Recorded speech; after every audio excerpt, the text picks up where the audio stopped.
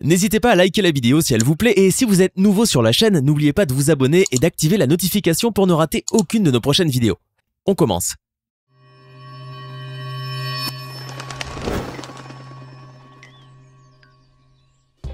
Du plongeur australien ami de longue date avec un requin au petit cambodgien qui a appris à marcher avec un python, voici des animaux qui n'ont pas oublié leur maître.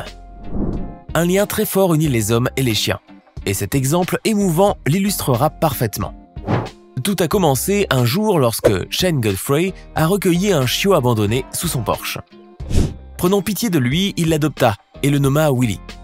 Sans s'en douter peut-être, cette adoption marqua le commencement d'une amitié étroite et profonde entre le chien et le maître.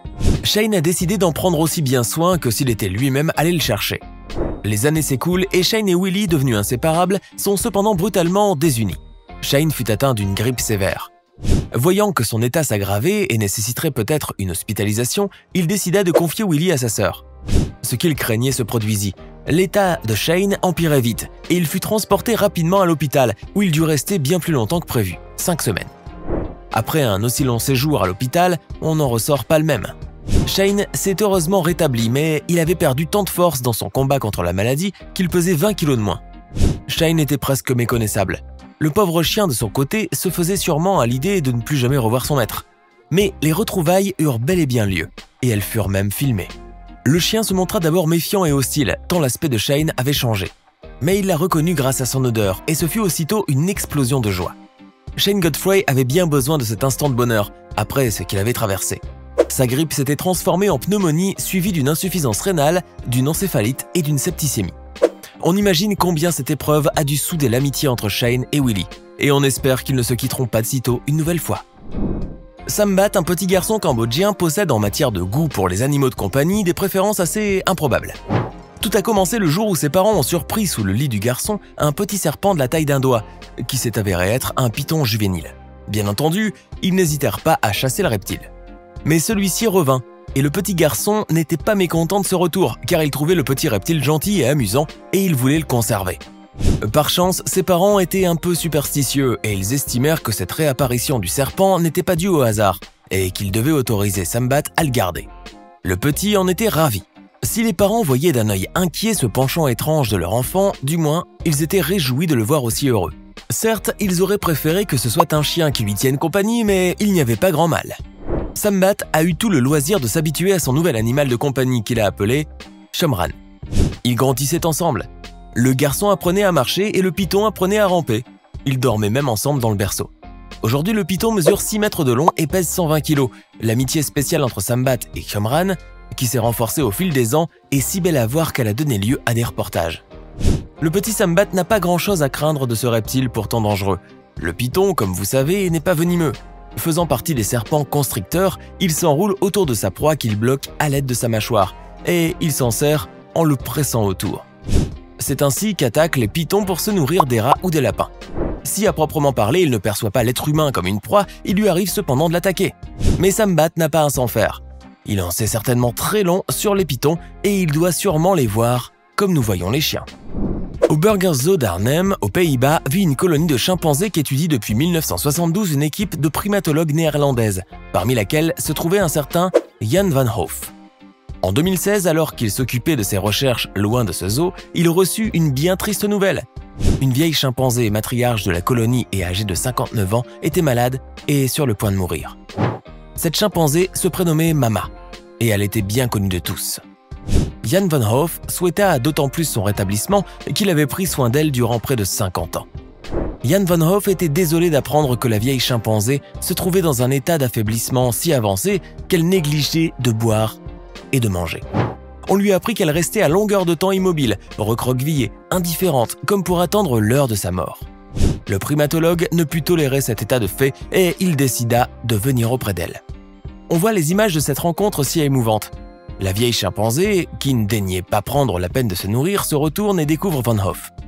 Aussitôt, sa face s'illumine, elle esquisse un large sourire, et malgré sa faiblesse, elle pousse des exclamations joyeuses et agite la patte. Le scientifique devait sûrement être très ému de cette réaction qu'il n'osait pas espérer. L'appétit de la vieille chimpanzé lui est revenu et plus tard, son état donna des signes encourageants. Mais ces signes étaient trompeurs. Et au grand désespoir de Van Hove, Mama s'est éteinte une semaine plus tard.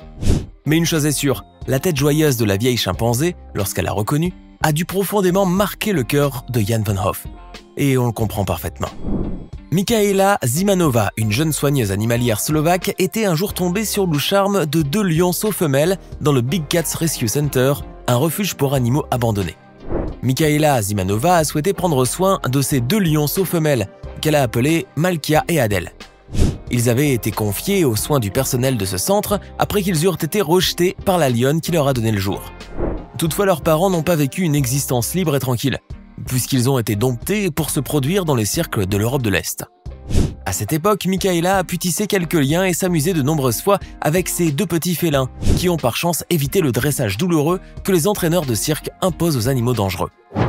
Aujourd'hui, la jeune soigneuse est très proche de Malkia et Adèle, qui ont bien grandi en l'espace de quelques années. Michaela n'est pas peu fière d'avoir réussi à gagner leur sympathie sans jamais leur causer la moindre atteinte. Michaela fait partie d'un groupe restreint de 3 personnes, les seules à qui les responsables du centre permettent d'approcher ces félins. Mais Michaela ne prend pas de risques inutiles. En effet, si les lionnes manifestent l'envie de se retrouver seules, alors elle s'efface. Elle sait très bien que si on importune ces redoutables félins, ils pourraient lancer l'assaut sur la personne qui les dérange et n'en faire qu'une bouchée. Et de ce fait, il y a de nombreuses histoires de lions qui tuent et dévorent leurs dresseurs. Michaela Zimanova est à l'abri de ces catastrophes et elle continue d'améliorer l'existence des animaux en détresse qui le lui rendent bien. Ce Schnauzer est hypersensible et il a grandi auprès de Rebecca et Halt, qui a toujours veillé à prendre soin de lui et à lui rendre sa vie de chien agréable et facile. Le Schnauzer, naturellement calme, affectueux et protecteur, ne demandait rien de mieux que de mener une vie conforme à son doux caractère. Aucun événement spécial n'a marqué la relation qu'il entretenait avec la famille dans laquelle il vivait, jusqu'au jour où Rebecca et Halt dû quitter la maison pour assez longtemps. Le Schnauzer n'a eu d'autre choix que de s'habituer sans rien comprendre à l'absence de la personne qui lui était la plus chère.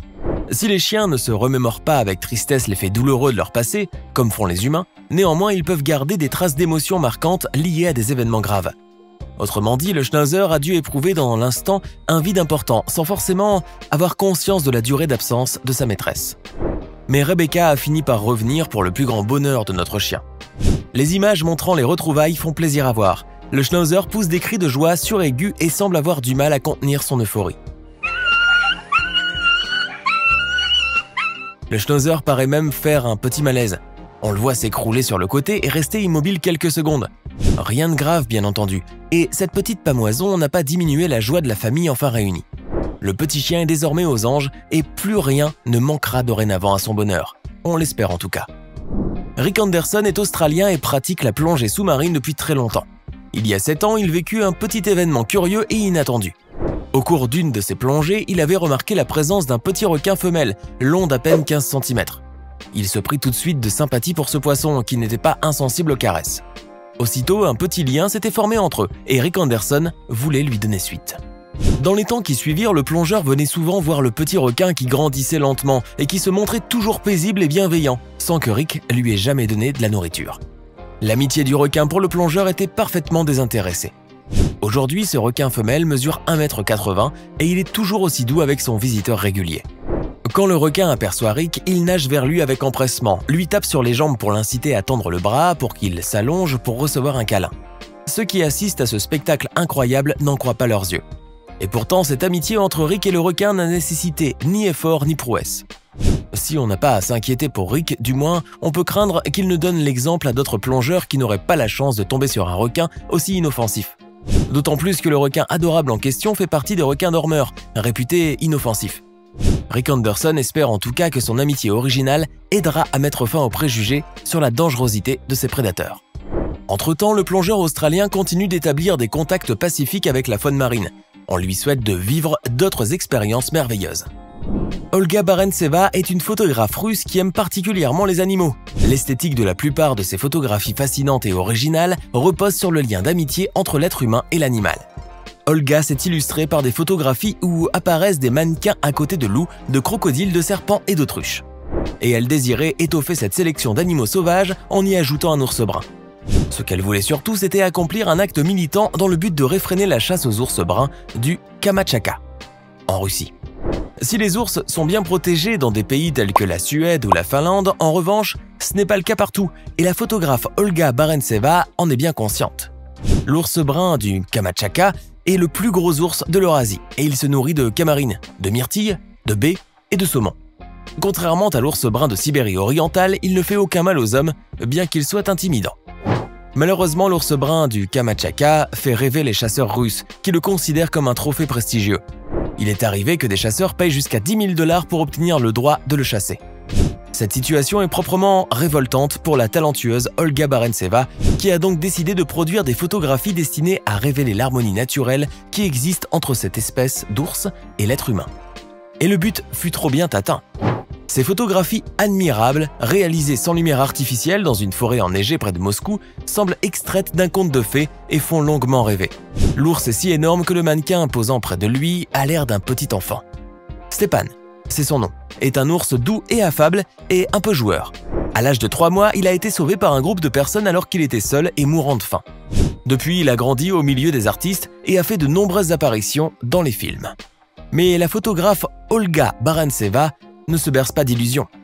La bienveillance et la docilité de cet ours n'ont pu être obtenues qu'à force de rigueur et de contraintes. Stepan a été apprivoisé par un entraîneur de cirque professionnel.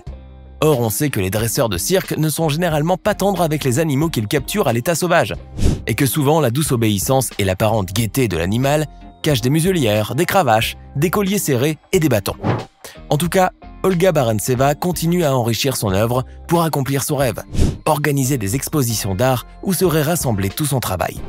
Ainsi finit cette vidéo. N'hésitez pas à nous dire dans les commentaires laquelle de ces amitiés entre l'homme et l'animal vous a le plus impressionné. Et si cette vidéo vous a plu, n'oubliez pas de laisser un pouce bleu, de vous abonner à la chaîne et d'activer la cloche pour recevoir toutes les notifications. À demain, même heure, même chaîne, pour une nouvelle vidéo.